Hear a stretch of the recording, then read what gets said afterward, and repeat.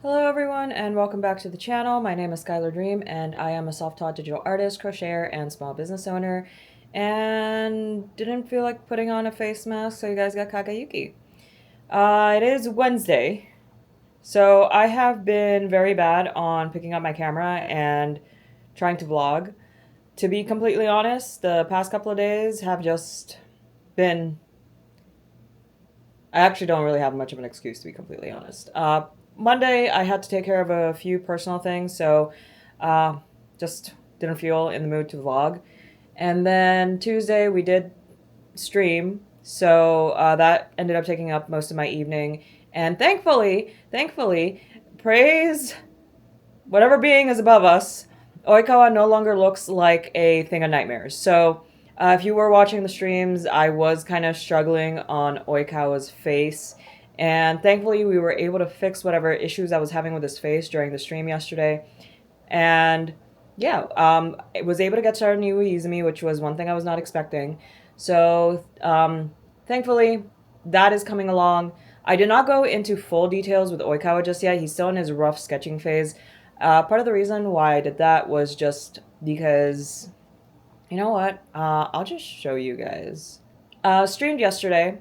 Today I worked on getting the images for the products edited, so we're slowly getting there. At the very least, the photographs of the amigurumi and the acrylic and the epoxy charms are done to the best of my ability. And so now we're working on the graphics for the prints and the stickers, which I'm looking at my workload now and I'm realizing like, oh, that is more than I thought it would be. But it also, thankfully, is just me coming up with simple background designs and just putting my existing images on top and just arranging them into an easy to view format. So there is that.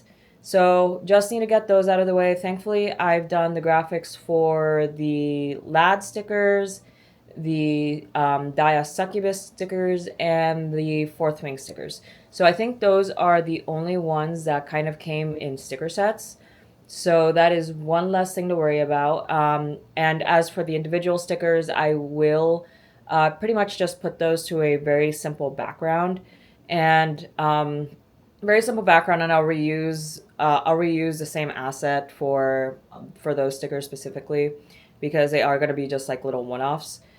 So specifically, we're talking about stickers like Debbie Ghost, My Friends Live in My Pocket, Why Must All My Faves Die, where they're not really associated to a sticker pack or like a bundle or a common theme. So they're just going to have their own separate listings, and I'll use a generic background for those just to put them onto the website. Same thing with the prints. If it's just a single print, I'll just probably put it onto a black background. Actually, you know, it might just be easier if I just set a lot of those to black backgrounds, unless they come from a very specific series. So yeah, that is going to be the plan for now. I'm going to keep it as simple as possible because it is Wednesday. I have Thursday, Friday, Saturday to prepare for the drop, and I still need to work out the product listings themselves. Not to mention I do still need to weigh a few things, so I'm thinking maybe Saturday or Friday may be the ideal days to get that all done. Tomorrow I will have a doctor's appointment, so that's going to take some of my time, unfortunately. And usually that comes with a little bit of a drain. So, yeah, that is the plan. And I'll see you guys in a bit. This is the Haikyuu DBDAU, so this is going to be the Sage 04. And so we have Oikawa front and center. So like I said, haven't gone into full detail with him just yet. But at the very least, I do have him blocked in and I have his features sketched out. Part of the reason why I haven't gone into full detail with Oikawa just yet is because I do want to get the other boys further along in their sketches. So that way I know who is pretty much in front of who. Because I know I said... Well, I did say one of the things that I wanted to do was just go into full detail with what was in the background, but I think I'm going to go through the steps of the process and just have them all in their own layers, and whatever happens to fall behind, I won't focus as much detail. But in the future, if I ever do designs that require to bring, like for example, let's say an acrylic stand where you have two to three different characters interacting with each other, at the very least, this like kind of starts drafting up a process for me for setting up those files, because Oikawa gets his own folder, Iwaizumi is getting his own folder, Matsune and Maki will be getting their own folders as well. And so in the future, when I work on acrylic charms that kind of require each character to have their own layer in a scene, like this will be a good place to start. And one of the things that I do want to do is I have an idea for a prisoner, or rather Luca and Alva, where Alva terror shocks Luca. So I have a cute little design for that, but I got to get more of my whips out of the door before I can even work on a few things. And I do want to get more designs for stickers and products, especially if I do plan to table at conventions in the near future. So yeah, I do want to get more variety in terms of fandoms. I have templates for like this Tokyo Revengers, like cute little boba, which is just going to be using one template. But yeah, overall, returning back to this piece, Oikawa is just at his rough sketch phase. You can already see Iwaizumi's head floating up to the top left corner, and was not expecting to get started on Iwaizumi. I was still expecting to fight Oikawa because fun thing about Oikawa, his hair gives me the hardest time. I can't get his floofs right. So yeah, we got Oikawa, Iwaizumi floating off to the right, and actually happy with the progress that we made yesterday. So gonna get Iwaizumi drawn in, then we'll move on to Matsune and Maki. Probably Matsune will more than likely be next, because Maki more or less will be kind of sitting in Matsune's lap, at least in my mental image. We'll see how that works out in the long term. But yeah, that is the progress on this piece. And as for, I kind of want to go to bed, so I'll show it to you guys tomorrow. Quick update. It's now Saturday, and made myself that Brazilian lemonade, and pretty good. I probably could have added a little bit more condensed milk, but it's pretty good. I ended up staying home today because period did decide to rear its ugly head. So right now my uterus is turning against me. So that's where we're at right now. Trying to work through the shop update while dealing with my monthly issues. But aside from that, I told myself that I would pick up the camera yesterday and vlog a little bit, but didn't get the chance to because I did kind of rush out of the house.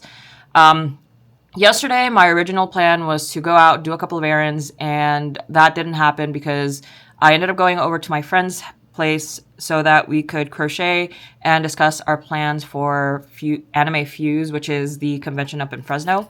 Which, in terms of convention news, so quick little update on the artist alleys. So, unfortunately, I did not get accepted into FujoCon, so no FujoCon for me this March 2027, but we will try again next year, and in that time, I will just need to make my art better and gayer. So that is the plan for the next time I get the opportunity to apply for FujoCon. SAC Anime registrations, or not registrations, but applications opened yesterday, so I did get the opportunity to apply. So crossing fingers, we get into SAC Anime. And then what else? We did submit an application for Anime Fuse yesterday. I'm waiting for the confirmation to see if they'll accept our application. Right now, we decided to go with a corner vendor booth because we will be sharing the space. And yeah, hopefully all of that pans out. So now we're just waiting for updates from SAC Anime and Anime Fuse. Shop update wise, I am slowly getting everything done, but I'm almost done updating my Big Cartel with the new product images. So pretty much everything up to Asphyxiation has been updated with the new product photos. The only ones that I didn't really choose to update are the Lads Blowboos and the Knife Ducks. Decided to leave those as is and just make life a little bit easier on myself. And we do still have one more page of products, but thankfully, like the Knife Ducks and the Lads Blowboos, I'm going to leave Pekka J as he is because that is I only have one Pekka J left. There's really no point in me updating his product listing. And same thing with the rice balls. I'm pretty happy with this setup for them, so we're good. And only thing left to update are the Tokyo Revengers acrylic charms. I do have new photos for these guys. And I also need to double check on stock for the 2 older sets of stickers that I have. Then I'll pretty much be using this to help update the Etsy listings as well. So after I'm done with the Big Cartel update, I will have to hop over into Etsy and do the same updates. So sorry I haven't really been vlogging all too much. Like I said, these past couple of weeks have just been a lot of admin and trying to take care of a few things for the shop before tomorrow's launch, because my shop will be reopening tomorrow. So good bulk of the work done. And I was supposed to go do laundry today, but period happened, so we did this instead. Honestly, I'm still trudging through all of this, but we are almost there. The finish line is almost there. But yeah. Shop Big Cartel almost ready for launch, and then we'll just have to go ahead and update Etsy. Aside from that, really nothing much else to talk about. Although I will show you guys the crochet projects that I was working on yesterday with my friend a little bit later, because I had a couple of outstanding lads blow boos that were just in the whip bin for the longest time, and I did have an Usa-chan that I was just waiting on getting new safety eyes in order to get him done. So I'll show you guys progress in a little bit, but first I really need to focus on the shop update. And the sooner I get the shop update, because the part of the goal is to get this launched by midnight tonight. That way I don't have to worry about it tomorrow in the morning. So yeah, this is almost done, and then we'll hop onto Etsy. Once Etsy is done, then I'll be able to just go ahead and hit launch or just publish on both sites, and I'll have the shop launched, and I'll have to get on top of my social media marketing. But aside from that, once that's over, we'll probably hop back in and I'll do a little bit of planning on my end, because I do want to get a couple of more different series into my shop, like Tokyo Revengers, a couple of more of the lads myths, and yeah, there's still quite a lot to do. There's a lot of projects that I want to work on, and once this shop update is over, I'll be able to reorganize myself and start planning out what projects I'll be working on next. And yeah, so I'll see you guys in a little bit. Okay, so update. Today has pretty much been a little dance between getting work done and going down for a nap when I've kind of hit a certain limit. So on the good news, we finished listing out all the products for Big Cartel. So I pretty much just organized it so that acrylic keychains are up top, stickers are right after that, followed by prints, and then any amigurumi are towards the end of all my product listings. And pretty much when you look at the front end of the shop, this is what it looks like. And then you can shop by category. Unfortunately, you don't really get the amigurumi up front with this, but that's part of the reason you also have the categories towards the left. Amigurumi is listed first. You have prints, keychain, stickers, and then all the different tags that I use to help organize all of these guys. And then if you click on all products, this is pretty much what it looks like on the front end. Although I'll be honest, like, I don't really know how I feel about the light blue background to the different things kind of going on. So we'll see how the next iteration of the site works. But for now, I'm happy with where it's at. So all the stuff for Big Cartel is ready to go. All I would have to do is just take my shop off of vacation mode. And now the only thing left to do is pretty much just begin getting everything listed onto Etsy, which thankfully for Etsy, I do have everything that is under the expired category that all I need to do is just republish. I will say this, the Loaf Cats, I only have them available on Etsy. I may put them on sale because I really do just want to get rid of them. But anywho, this is what I'm working with on the Etsy side. It will be a similar thing to Big Cartel, where I will be updating the photos where needed and adding on the new things. So gonna hop onto this and we'll see if I can get this done before dinner or I decide it's time for my next nap. So yeah, that's pretty much been my day, is work and nap and try my best to stay hydrated because it's beginning to heat up and summer months in the desert are no fun. Anyway, on to Etsy. Okay, everyone. So, forgot to vlog Sunday. It is now Monday, and guess who also forgot to close out the vlog? So, I guess just to give you guys like a quick little Sunday recap. Managed to get all my work done on time for the shop launch. So pretty much Saturday evening, the second I finished, waited till midnight and just put live on everything, then went to bed.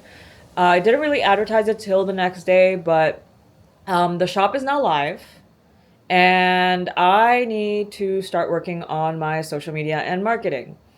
So, got to talk about my products if I want them to sell. So, that's where we're at right now. So, we'll need to find ways to make videos, kind of trying to steer people towards my shops, my Big Cartel, and my Etsy, mainly my Big Cartel.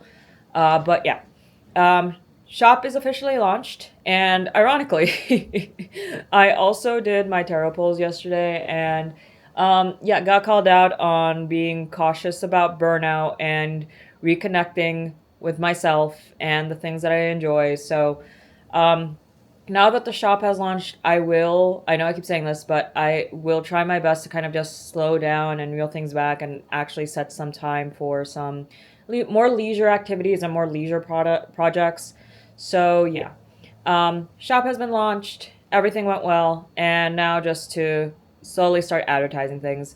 And another thing I'd like to talk about Sunday, after I did the laundry, I pretty much scuttled my ass over to the movie theater in town. So did go and watch the Amazing Digital Circus, and I did get there a little bit late, but thankfully the movie begins with a recap of the, I believe, seventh episode. So didn't really miss anything all too important.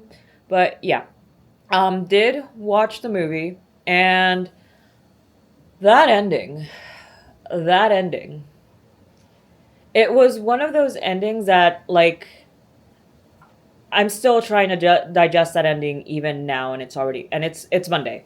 It's Monday. Like, I'm still sitting with the events of the movie, and like, I'm still sitting with it because the second the movie ended, I'm just sitting there like, there's no way it ends like this. There has to be no way. Like, there has to be more to this, but no, it's kind of like that denial phase of grief because, like, prior to the final episode, I loved Jax as a character. Like, he was already my favorite. Well, I should say she, but she was already my favorite character. And, like, oh man, Jax's story just hit me in a way that, like, I'm still trying to come to terms with that end. I'm still trying to come to terms with everything that happened to Jax. And it's like there's so much to Jax's story that, like, it just hit kind of it hit, like, I don't want to say it hit me like a train hard, but it hit me hard in a way that's kind of just like, oh, and like, I don't know the right words to explain it, but I will say kudos to Gooseworks. That was a very impactful ending. Like, I'm still thinking about it. I'm still trying to come to terms with it. And I guess part of the thing when it comes to Jax's story, the part that, like, I relate to the most is how easy it is to feel like no one would care if you just slipped away. And including the fact that she is trans femme, like, when that scene happened with Ribbit in Ribbit's room, I'm just like, like, like, in a way it kind of hurt, but at the same time it's like I'm so happy for her at the same time. But, like, Jax's entire narrative just hits in a way. It just hits in a way. Like, I can't fully put words to the way Jax's story hits, but it hits. And yeah, I guess for me personally, the part that I relate to the most, actually, there is a certain part of the narrative when you're dealing with Jax's queerness that, like, it does hit in its own way for me as well. That, like, yeah, I get it, bud. I get it. And yeah, Jax's story was just, again, like, I'm still kind of trying to process that ending. But I think the part that really got to me the most when it came to Jax's narrative was just like that feeling of intentionally creating distance when you feel like people are getting too close, and how easy it is for you to just slip away. Because the way Jax abstracts too, it's like it's nothing it's nothing dramatic. We didn't really get to see it. It's just something that happens. And like there are just like so many personal things that I connect to that I don't think I'm really fully ready to touch yet. But there's like a lot of things of Jax's stories just intentionally creating distance by pushing people away, given that her choice of pushing people away was just to be a complete asshole. And like I get it. I understand like part of that feeling of I can't let people in too close. I can't like it's more it feels like as much as it hurts, sometimes it feels safer to just isolate and keep everyone at a distance than be vulnerable. Like as painful as the loneliness can be sometimes it's just easier and like if it feels easier and it feels safer to isolate yourself. Like I get that. And I think that's part of Jax's story that kind of like got to me alongside the like how easy it is to just slip away and just slide so under the radar that people just don't notice. And like there's just like so much about Jax's story that was really good. It was so good. And yeah, like again, I'm still reeling. I'm still trying to come to terms with the narrative behind Jax as a character. So it's it was a lot to take in at the end of the movie. Like it genuinely was a lot to take in because it's like a lot of the directions like I feel like I need to go watch the movie a second time just to like let everything fully sink in and pay more attention to like the more creative choices for the movie. And it's definitely something I like I want to sit with more. And it like like anything, there were some parts that I'm just like I don't like anything, like there's always parts that you're not going to fully agree with, but overall Gooseworks did an amazing job with the movie. The Amazing Digital Circus at the very end of it, really good. Like, and in my opinion, if a creator, an artist, filmmaker, animator, story writer, like